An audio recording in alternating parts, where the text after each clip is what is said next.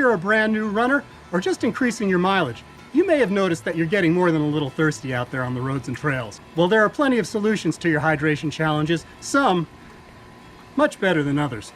So stick with me and I'll save you a lot of time, money, and frustration.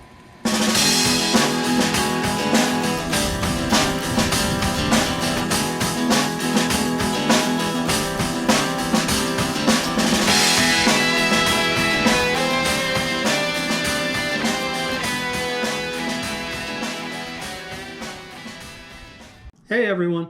Before we get into your options for hydrating on the run, I just wanted to remind you to like this video if you find it helpful, and please subscribe to my channel and don't forget to ding that bell so you get notifications every time I post. Generally speaking, with ideal weather conditions, you really don't need to hydrate on the run if you're out there for less than 60 minutes at a time.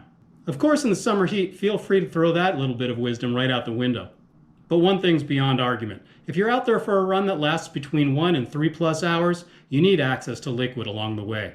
Depending on your sweat rate and the level of effort on your run, you may opt for just plain water or a starch or sugar drink with electrolytes added in. I'll cover your long run and race fueling options in detail in another video.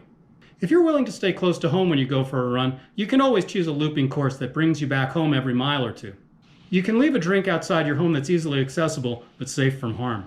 Then just grab it for a quick refresh each time you pass by.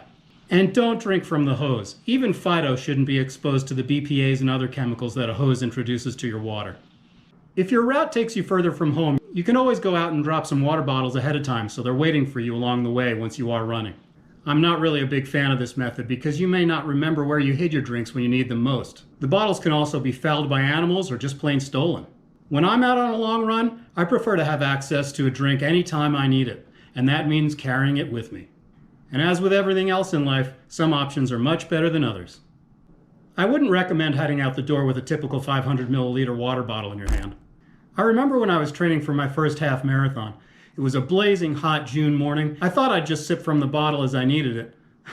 What a noob. I was a mile into the run, already overwhelmed by the heat and desperate for a drink. When I attempted to unscrew the cap, the bottle slipped from my sweaty fingers, it fell to the road, and rolled into a drain. I had to face all the miles ahead with no way to rehydrate. It's kind of funny, but it's also kind of dangerous.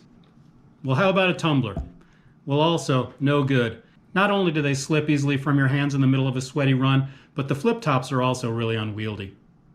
What you really need is a quality squeeze bottle that's designed to give you easy access to liquid while you're on the run. Look for something that's easy to squeeze and holds at least 17 ounces. That should easily get you through a middle distance run. But don't go overboard and buy a bottle that's too big and heavy either.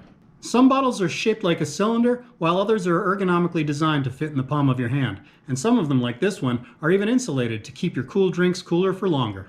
Pay close attention to the cap on the bottle that you're looking to buy. First, make sure it's watertight. I've owned several bottles that leak when you give them a good squeeze. You want your drink in you, not on you. Some caps use pull tabs to release their liquid. Make sure to look for a soft plastic or rubberized cap on this kind of bottle so you don't accidentally hurt yourself when you knock them against your teeth. But my favorite caps don't require any physical interaction at all. You just point and squeeze. Alright, so now you know what to look for in a bottle and a cap. But how do you solve the dilemma of it falling from your hands? Well, I'm glad you asked. You have 3 main options here. Handheld carriers are great. The strap system allows you to carry up to 24 ounces of liquid without having to constantly grip the bottle. And many of them have a convenient zip pouch that allows you to carry your accessories with you. The downside of a handheld is that it can limit your arm swing, throwing off your balance and your stride. But that's why some runners head out the door with 2 handhelds. They act as counterbalances and they double your carrying capacity. Waist packs come in 2 varieties. Some hold 1 big bottle, while others distribute smaller bottles all the way around the perimeter of the belt. The good news is that most of them come with a zip pouch so you can carry your stuff with you as well. And in general, they let you carry more liquid than a handheld. The downside is you really have to cinch them down pretty tight around your midsection in order to stop them from bouncing and chafing you as you run. And for me anyway, that tight fit can be cause for some emergency pit stops along the way as you run, if you know what I mean.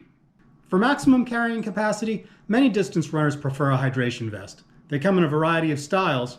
Some let you carry bottles and soft flasks in the front panel pouches or in the rear panel pouches, while others carry your liquid in a dedicated bladder stored on your back.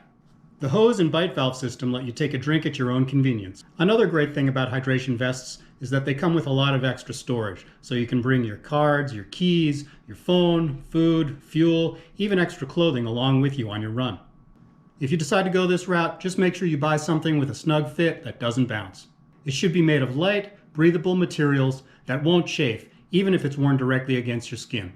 I'd love to know what hydration solutions have worked for you, so please leave a comment below so other viewers can benefit from your knowledge. Well, that's about it, everyone. Thanks for watching all the way to the end, and as always, get healthy, stay strong, and keep pushing. Peace out.